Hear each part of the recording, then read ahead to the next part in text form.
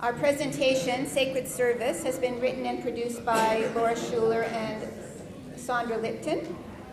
And so I'd invite them and the rest of their cast to come forward now.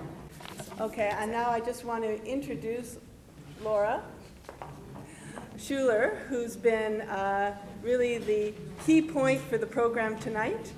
And she will take it away. I'll be working the computer. Thank you, everyone, for joining us this evening. It is absolutely amazing, the turnout, and let us begin. From biblical times to now, members of the Chevra Kadisha, in all of its forms, have reached out as volunteers to help individuals and families in the most difficult of times. Our tradition and heritage teaches us that burying the dead is the highest form of gimilut hasadim, translated to the giving of loving kindness, because it is an act of tzedakah, charity, righteousness, and justice, where there is no expectation of reward.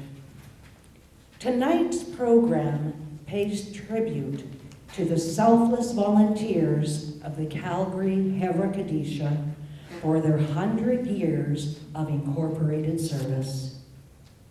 This past summer, the Jewish Historical Society of Southern Alberta placed a plaque at the Earlton Cemetery honoring the 110 years of service provided by the Chevra and the cemetery of its incorporation.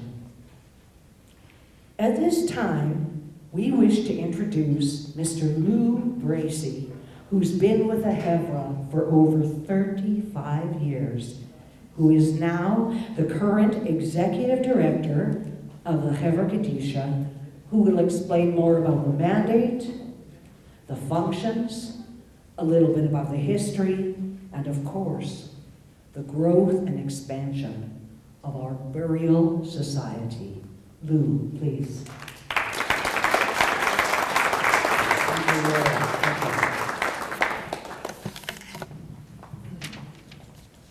Mi Sheberach, Avosenu, Avraham, Yitzchak, v'Yaakov, Hu Yivarech et Kol HaKahol, V'chal Mi She'oskim B'tzorachai. May he who blessed our fathers, Abraham, Isaac, and Jacob, bless all of our Calgary volunteers and those gathered here this evening who faithfully devote themselves to the needs of the community. Dear friends, on behalf of the Chevra Kadisha Executive and Board, we extend our thanks and appreciation to the Jewish Historical Society for their ongoing support in recognition of our 100th anniversary of incorporation, and for honoring the community's dedicated volunteers, those past and present, who, once they commit themselves to the sacred support of the society, do so and continue on for life. This is the history of our Calgary Chevra Kadisha, family passing on the sacred work to future generations.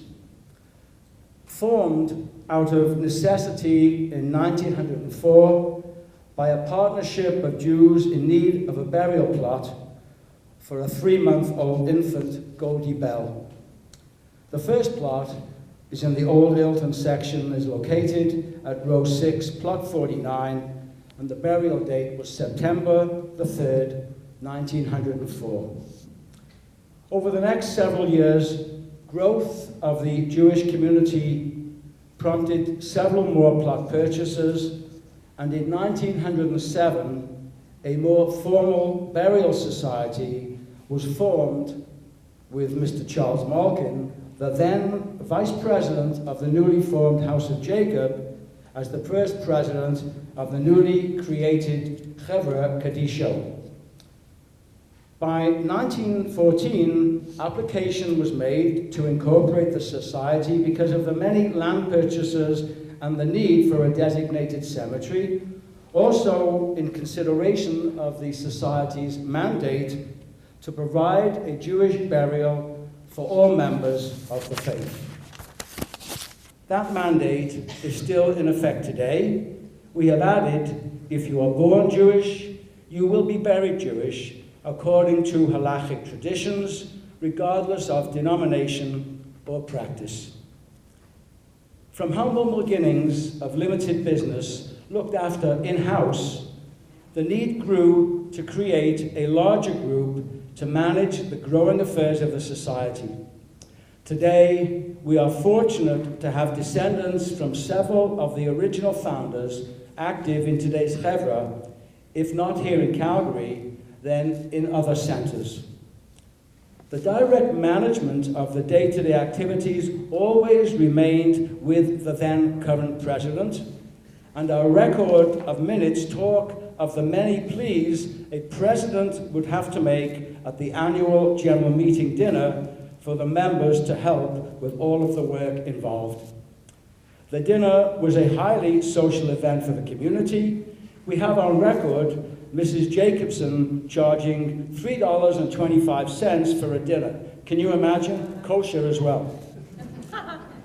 There was no term of office. Once a president, always a president, and so such times as were no longer possible through sickness or old age.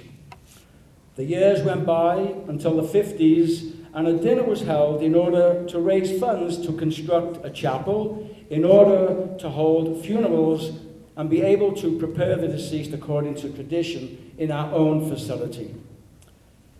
Buying land for cemeteries and applying for zoning for religious purposes was not an easy task for our executive at that time. Let it suffice to say, against numerous odds, the Chevra Kadisha purchased the land, developed and constructed the chapel, and operated from the 17th Avenue Southwest location for nearly 50 years. The records show a burning of the mortgage for the 17th Avenue location at the AGM on December the 17th, 1968. During this time period, many changes took effect, mostly within the organization. In order to assist the president in his duties, office managers and bookkeepers were hired.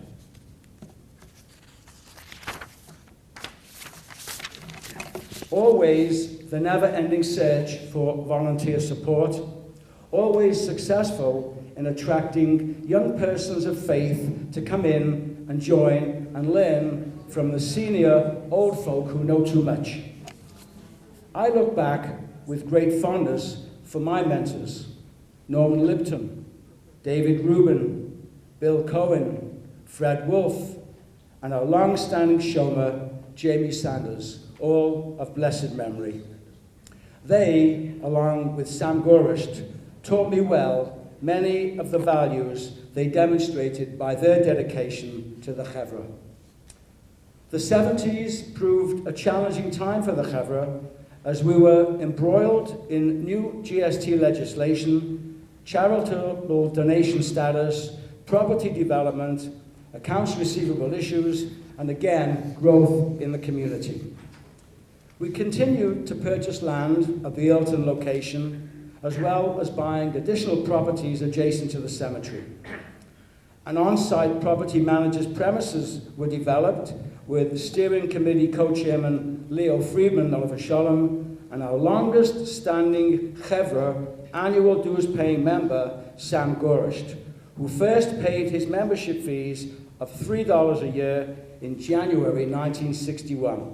The receipt issued was number 1818, Chai Chai.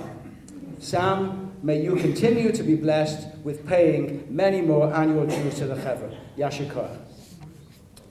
The house that Leo and Sam built still stands and provides a revenue stream to the Chevra to help offset some of today's maintenance costs.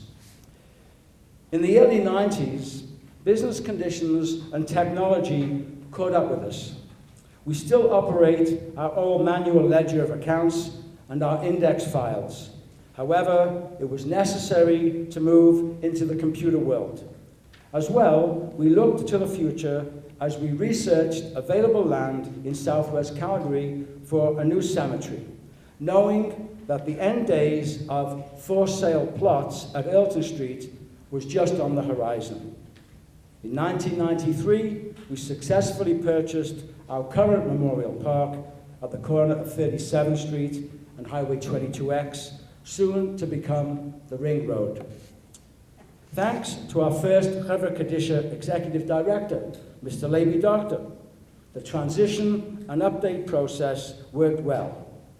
Having completed this project, time and circumstances provided Leiby with the huge challenge of overseeing the development and construction of our new on-site chapel and memorial park at 37th Street. Many of you, sadly, have attended a funeral for a friend or a loved one at this location. This development, management of 2 cemeteries, running the society, and supporting community families when in need requires much strength and knowledge, along with a gutter neshama to do what is right for all. In acknowledgement of his major contribution to the Chevra, our President, Mr. Bill Eisenman, and the Board of Directors have bestowed upon Leiby the honorary position of Lifetime Director. Today, as we look to continue the standard set by Mr. Doctor, we too have our challenges. Balancing a business organization with the need to support the community is job one.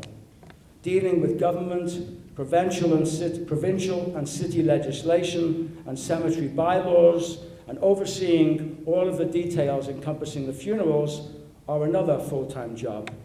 To manage the security, landscaping, and maintenance of the cemeteries is yet another job, and to look to the future needs of the society are yet another job on the never-ending list. I look to the words of Rabbi Tarfan. The day is short, the work is much. It is not incumbent of us to finish the task, but neither are we free to absolve ourselves from it.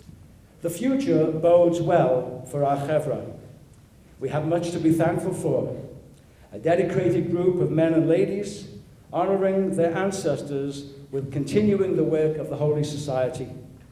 A group of ladies who come each month to continue to hand sew the burial tahrichim garments.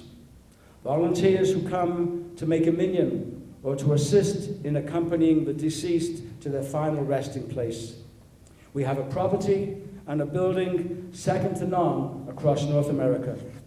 And we have well established ourselves as a society as we enter into our 2nd century. It is with a great level of personal satisfaction that I am blessed to be your Executive Director.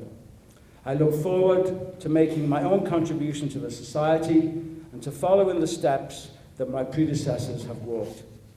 We are fortunate to have many Chevra members here tonight. I look forward to hearing some of them as they share with us their personal stories. Thank you again to the Society for allowing me to address your members and guests. Thank you.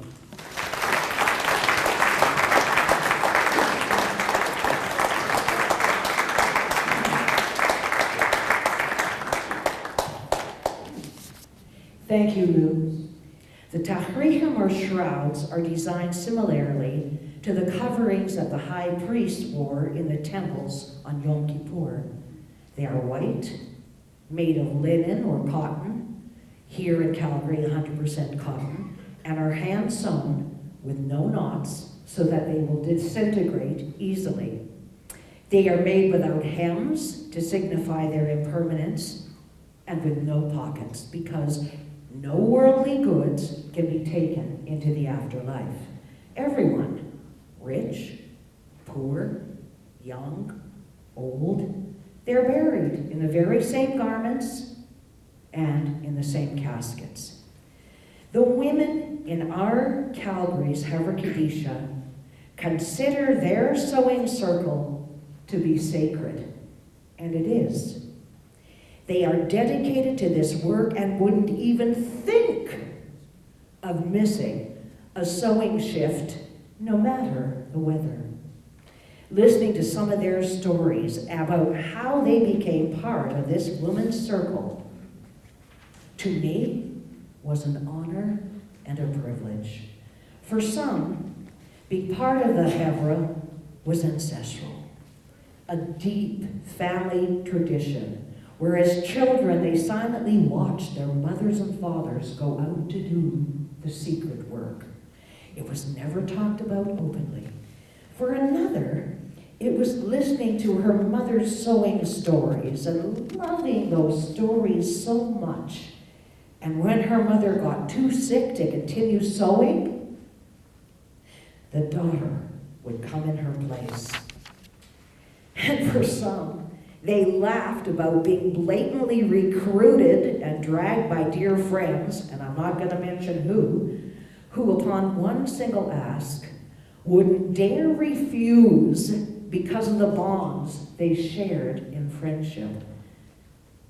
And knowing deep down, it was and is God's work. Other people have asked of us, how can we do it? And we reply, how can we not? We now call upon Susan Dvorkin, a direct descendant of Mrs. Rose Dvorkin, the first ladies president of the Women's Auxiliary, to speak a bit about her roots and connection to the Chevra Kadisha. I entered the boardroom cautiously, not knowing what to expect, and was instantly greeted with smiles and greetings from all the women seated around the table. Some I have known for years, and others I met for the first time, but there was no difference in their warm and friendly welcome. I soon discovered that regardless of age or length of service, in this room we are all the same. Women who choose to give a morning of our time, once a month, to perform a mitzvah for our community. I was provided with information, instructions, a needle and thread, and set about my task. Very sheepishly, I reminded the lady helping me that I was not very adept at sewing, and was told with humor the saying that I have heard repeated many times, as Laura referred to, "Don't worry, we never have any returns." The intimidation I had always felt about volunteering my time at the Chevra disappeared at that moment, and from then on, I have looked forward to volunteering each month for the better part of the last 4 years. My story of involvement with the sewing committee is only one of many amongst the women in the group. My great-great-uncle, Abraham David Dvorkin, was one of the founders of the Chevra, and his wife Rose was the first president of the Ladies Auxiliary. Their grandson, and my father's cousin, Harris Dvorkin, has also been an active member for many decades. Some women sew because their mothers and grandmothers before them have, or a family member has been involved in performing the act of Tahara. Others participate because a friend asked if they wanted to join the group. Perhaps some have experienced a death within their family that had a profound effect on them. But regardless of what has brought them to the boardroom table on the second Monday of every month, their purpose is the same: to provide chesed shel emet, or the truest act of kindness, to all departed members of our Jewish community. This is because there is no expectation of reward or compensation, and this act is done solely out of respect for the deceased, as they are no longer here to thank us personally. My understanding is that Calgary's Chevra Kadisha is one of only a handful in North America that still sews our own shrouds and does not have to import them in. This is a phenomenal accomplishment, considering that we have done this for over the last 100 years, and something that a Jewish community of our small size should be extremely proud of. As one of the youngest active members of the committee, I am more of a passive participant at our monthly sessions. I enjoy listening to all of the women tell stories of years past or share recent accounts of their grandchildren or children. My involvement has linked my present to the past, as well as ensures that this mitzvah will continue in the future. Although once a quiet deed that was never spoken about, I am proud to tell people that I volunteer at the Chevra, because I feel that it may perhaps break the invisible barriers that prevent women from considering joining.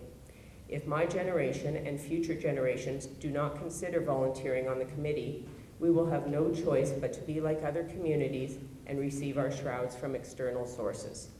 I think there is no greater mitzvah than to provide all members of our community, regardless of their affiliation, the honor and respect they deserve when preparing and delivering them to their final resting place, and to do so all within the walls of our Chevra Kadisha. I want to thank the Jewish Historical Society for giving me the opportunity to share my story. It is truly an honor and a privilege to be a member of the Sewing Committee, and I am grateful to have the opportunity to do so. My hope is that when the Chevra celebrates its 150th anniversary, my daughter will be asked to share her story of how her mother brought her to sew at the Chevra Kadisha, and how fulfilling an experience it has been for her. Thank you.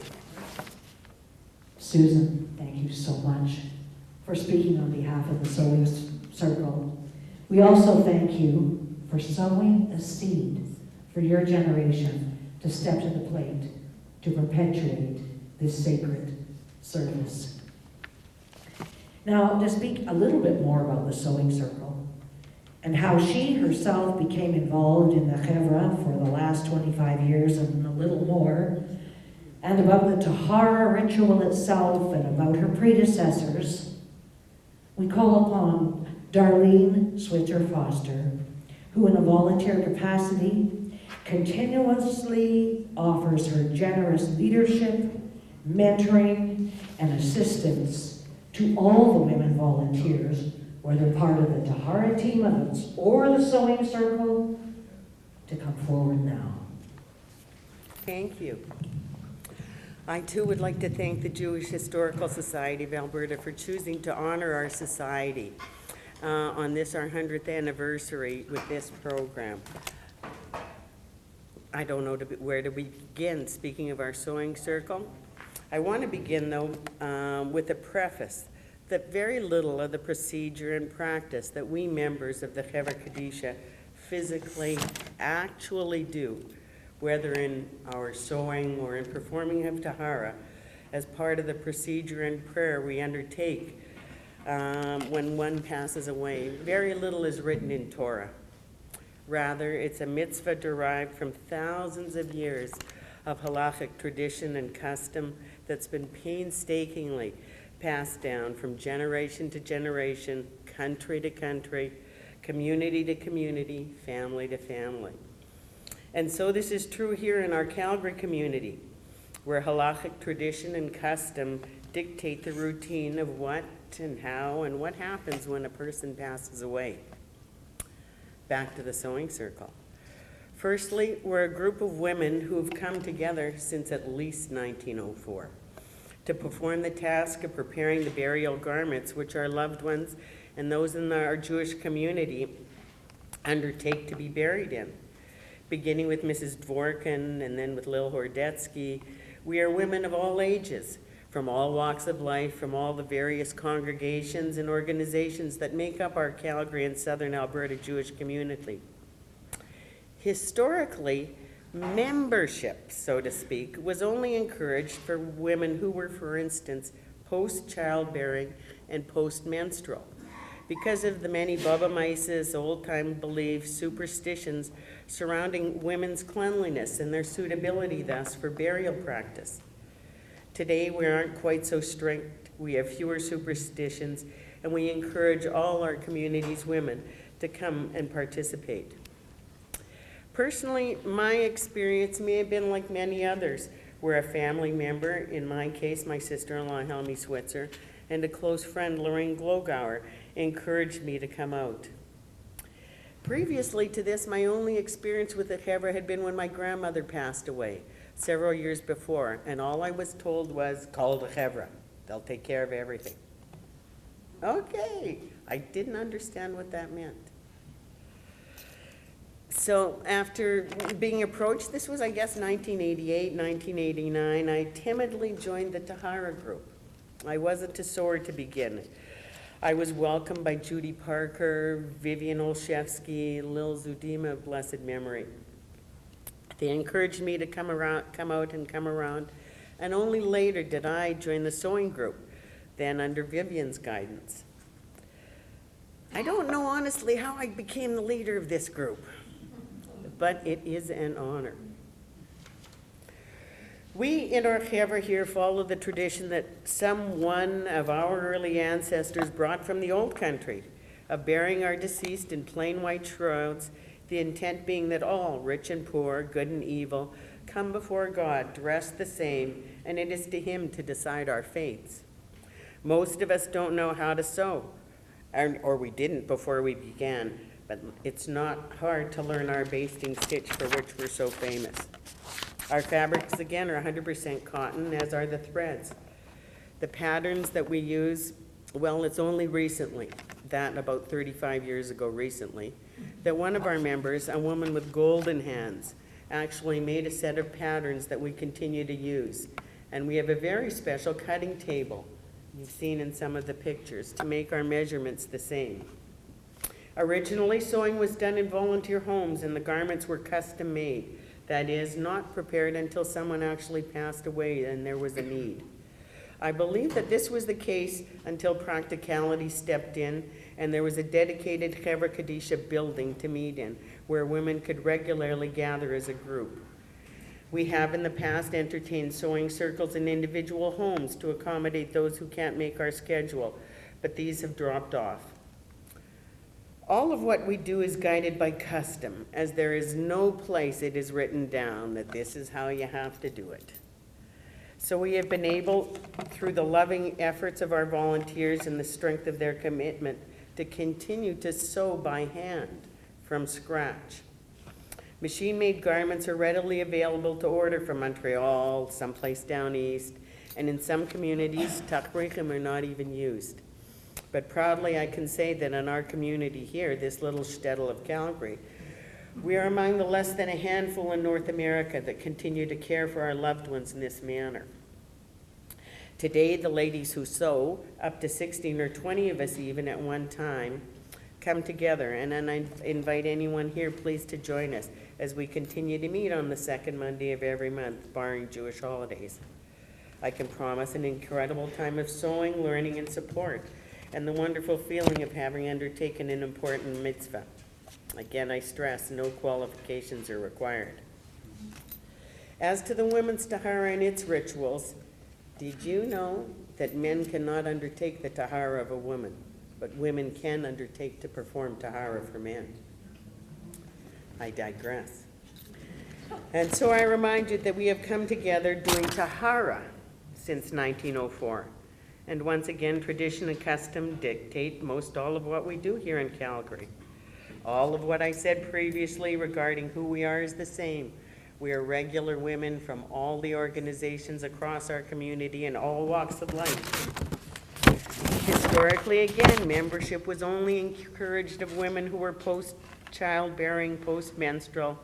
Additionally, one of the rumors I heard from the past regarding women who undertook Tahara, that most were of medical background. They were often so recruited because they could bring their medical knowledge to our assistance.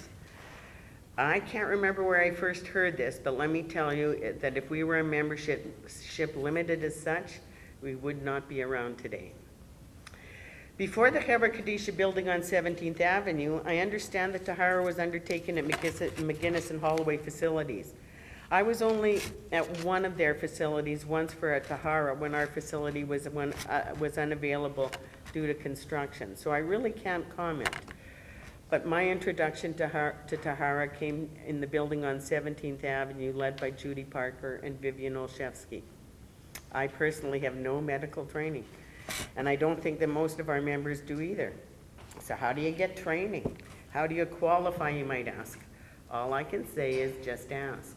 Because like with our sewing group, training is hands-on. I'm unsure how much detail we wish for tonight, but I will provide a little after the meeting.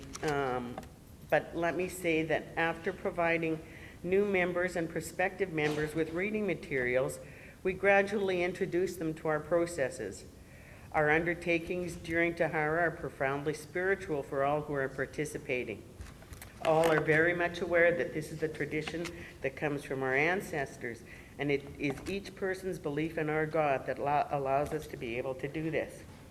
and it is the perfection we seek for ourselves and our loved ones. So when a woman dies, or a man, and the Chevra Kadisha is notified, a call is sent out among our members. Ideally, we have 5 volunteers come to chapel 2 to 6 hours prior to burial to prepare the meta. We assign a rosh or leader from among us who will participate plus oversee us. And we assign one of us to be our reader, who reads prayers in both Hebrew and in English. These prayers lead us through each step of undress, washing, purifying, dressing, and the final closing and covering of the coffin. Very little has changed over the years in what we do, save we have introduced a prayer of forgiveness at the end, and we have begun accepting and encouraging younger members of our community to take part. People look for ways to express their faith in some quiet, hands-on, meaningful way. And I've come to see that this is one of the things our Chevra Kadisha permits. The spiritual joy and satisfaction for participating in this sacred chain is one I know our volunteers feel, though how a lowly sewing project or washing a dead body can be seen as spiritual and uplifting, you have to be there. But I can only say it is, and I can only say thank you to women like Lily and Zudima of blessed memory, who encouraged me and many others. So too do our volunteers understand that without our dedication and our presence, we wouldn't be able to continue today. So I encourage you quietly to please come and join us, and we will quietly and happily welcome you. Thank you. Takes a lot of the mystery out of this, and thank you for bringing this candidness forward so that it helps us all in ways that no words can express. It isn't only every second Monday of every month that you, Darlene, facilitate the sewing circles. It is every woman's Tahara that you oversee as early as 7 o'clock a.m. on any given morning, come rain or shine, snow or sleet, 365 days of the year on a moment's notice. You make certain all of the volunteers have what is required to do their tasks properly, quietly, honorably, and with dignity. And we now call upon our youngest Tahara member, Tanis Walsh, to speak about her experience performing women's Taharas. Tanis, would you come forward? Hi, my name is Tanis Walsh. I was born Jewish, but I was not raised Jewish. I always knew I was Jewish. Not only did I know it, but I could feel it, and I felt it in my heart and in my soul. Along with a solid new foundation, my faith has brought me a sense of community. To me, being part of a community is to give back. While this was instilled in me by my mother, I've also learned this from Rabbi and Auntie Laura and Auntie Sandy Schuler. And yes, they were adopted, and I'm blessed to have them in my life. When I spoke more in depth with Auntie Laura and Auntie Sandy about the Chevra Kadisha, I knew instantly that this is how I could give back. The history and the tradition behind this organization is to honor the deceased and properly prepare them for burial. I can think of no better way than to serve my community this way. To ensure that this society continues, it's imperative that we grow and continue to welcome younger people of the congregation. I'm the youngest member, so there is certainly room to grow. Nobody asks me how old I am. Every day I learn more and experience more about my faith, and being a part of the Chevra is an amazing part of my life filled with love and respect for what we do. It engulfs the tradition and the sense of community I've longed for my whole life. To stand with these amazing women when we are called, knowing that what we are giving can never be paid back, is a sacred obligation of love and dedication that humbles me and fills me with a sense of community. Thank you. Tanis, thank you so much for your heartfelt words, and most especially for your dedicated service. As Sandra mentioned earlier, that I too have been involved with the Chevra for the last 25 years. In 1988, close to my mother's transition, my sister and I were sitting with her, and we said, we had no right to say it, but we did anyway, we said, "Mom, when it's your time to go, we will be there to to bury you. We will be doing your Tahara. And that gave our mother a great sense of peace. And it was an amazing ritual, and it was amazing to watch this happen for our mother and to witness that. And it was at that moment my sister and I knew that this was something that we wanted to do. So after that was done, we approached Lillian and we said, Lillian, would you allow us to be part of the Chevra and to be part of the Tahara team? It took us a whole year to convince her that we were worthy and sincere enough in our ask. And after a year, she let us begin our training and talk about precise, methodical training. It was to the letter, and we were grateful for it.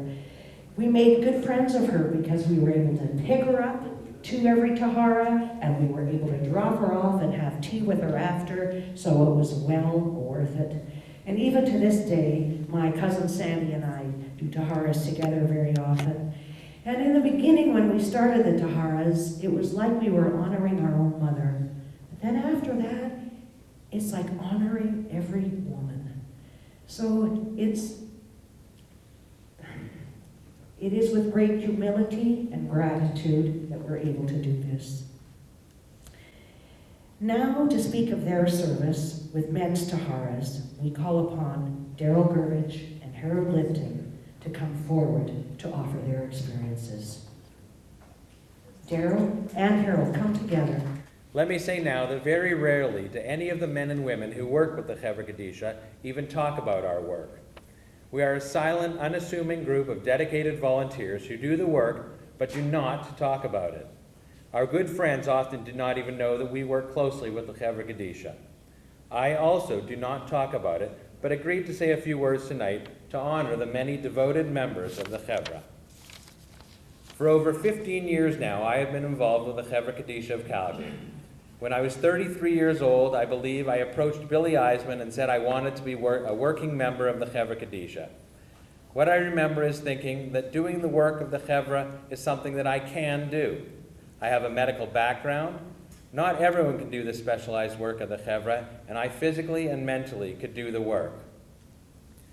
Like many of the volunteers who do Tahara, I too joined because I knew that my grandparents worked in some capacity with the Chevra.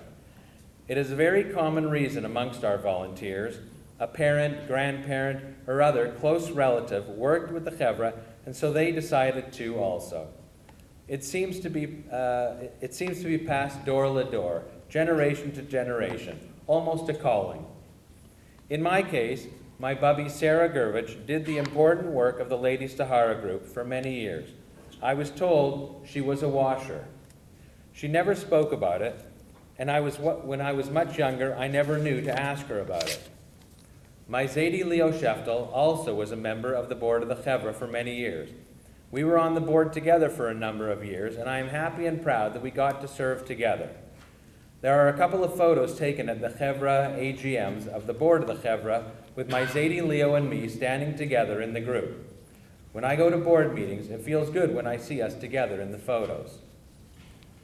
When I started, I was told that I would watch first. That is commonly how it is done. New volunteers watch one or two preparations, and then they start to be hands-on. Not me. I was hands-on from the moment I entered the room, and then just continued. I was very observant and watched for the traditional parts in the ritual. I learned from the old guys, men who had been doing it for many years. I got an excellent education. In my eyes, they were pros. It was done well and respectfully, and I must say it is done very much the same today as it has always been done. When the Chevra was on 17th Avenue, I could get to the Chevra from my office in approximately 7 minutes if I weaved through the back streets. I used to say, don't tell the others the start time is 12 noon, tell them it is at 12:07, and then I would make it. Soon after I started with the Chevra Kadisha, Billy Eisman and Levi Doctor approached me to be on the board of the Chevra. I remember them clearly telling me it was 5 or 6 meetings a year and that they never lasted longer than 20 minutes. Well, I don't think a meeting has ever been only 20 minutes. and it is not just because I am the vocal one. Then I was asked to be on the executive of the board of directors as the secretary. I remember asking, what will I have to do? Will I have to take notes and distribute minutes of the meetings? And they said, no, it's really just an honorary title. So I said, okay, it feels important being on the executive, but actually I don't do much secretarial work. I just have to sign the odd check. I guess I have earned the title, though, because I have been the organizer of the Chevra Kadisha AGM and annual dinner now, the food portion, for many, many years. Before I started being the organizer, we had apple strudel for dessert every year at the dinner. After I started organizing the dinner, I told my wife, no more apple strudel. For my wife, I try to incorporate chocolate into the dessert every year. And we have only had strudel for dessert once, and that was prune strudel. I know that there have been times when other organizations have asked me to volunteer for them in a larger capacity. I do other small volunteer jobs, but usually I just say, thank you, but no, I already do volunteer work for the community. And when I say this, I am also proud that we do work for the entire Jewish community. It does not matter if you are affiliated with any one synagogue or another, or if you are even practicing Judaism or not. When your time comes and you need the Chevra Kadisha, we are there for you. Everyone gets equal and respectful treatment regardless of their background. I enjoy working with the members of the Chevra Kadisha because this group is such a dedicated group. Our Chevra is possibly the last Chevra Kadisha in North America that is still made up of all volunteers. Most Chevra Kadishas are businesses with paid workers. The shrouds are bought, ready-made, and the Tahara members are paid for their work. We can be very proud of our Chevra Kadisha here in Calgary. In Judaism, it is said that doing Tahara is one of the biggest mitzvahs that one can do. The reason is that because it is a thankless job, a silent mitzvah. I suppose we all just get inner satisfaction and fulfillment doing the work that we do. That is why we will continue to silently do the work of the Chevra Kadisha. Thank you.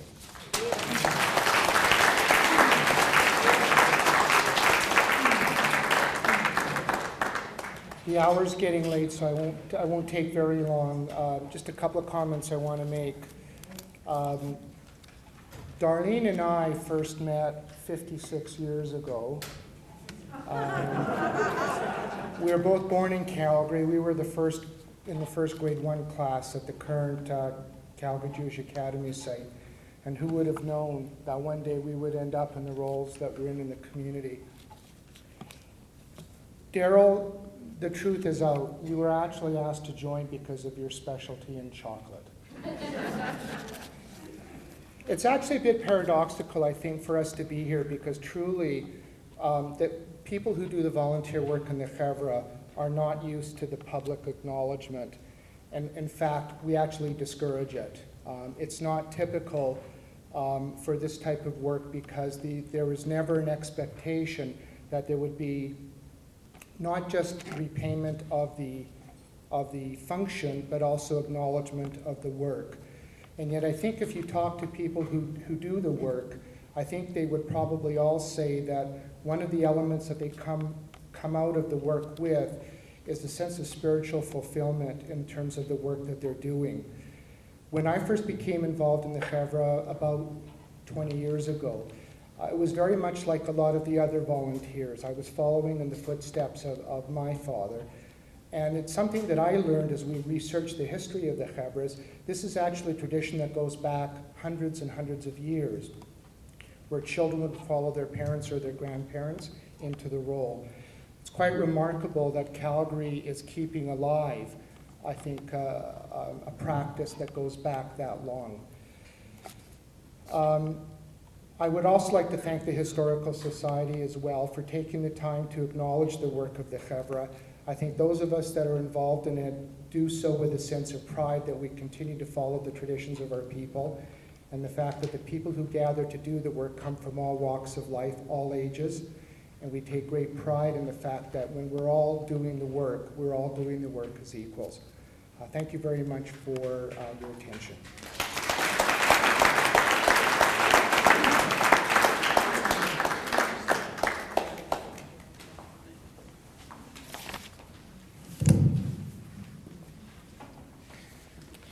Daryl, Harold, thank you both so much for your profound disclosures and for sharing a sampling of the significance of this work on behalf of the men's group. And as you can see on the PowerPoint scrolling right over here, there have been over 200 members of the Calgary Jewish community who have served as Chevra Volunteers since 1914. And tonight, it is with the deepest gratitude and appreciation that the Jewish Historical Society of Southern Alberta acknowledges and pays tribute to the Calgary Chevra Kadisha and all of the volunteers who have chosen to quietly and anonymously devote their service by honoring the deceased and their families.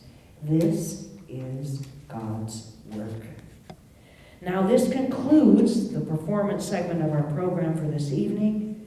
Please stay for refreshments. We know the hour is late.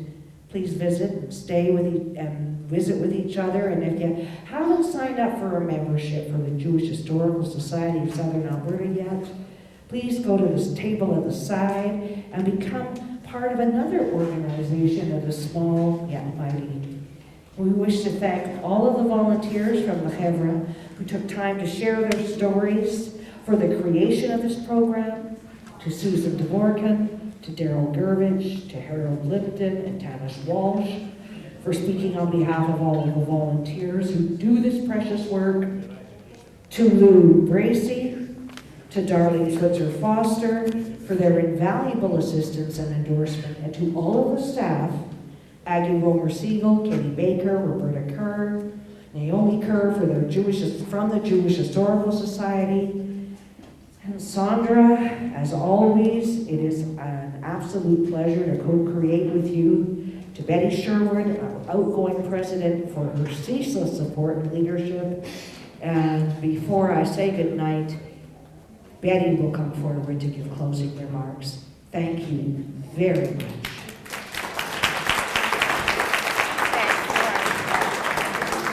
Well, I just wanted to add a personal note that having had to use the services of the Chevra Kadisha this year, I must say that the care and consideration that our family received was marvelously patient, sympathetic, and warm. And thank you to all of you and everyone who works with you, Pooh and everybody. Our Jewish community is so fortunate that the Calgary Chevra Kadisha still thrives. As for our presentation, Laura and Sandra, you've outdone yourselves, of course. We're all in your debt for bringing these wonderful stories to us this evening. It will be terrific to take it all in again when the video has been edited. And we'd like to thank Tal and Ty for your expertise in taping our program tonight. So thank you again to everyone who participated and everyone who came. And as Laura said, the meeting is adjourned. It's time to enjoy some refreshments and socializing.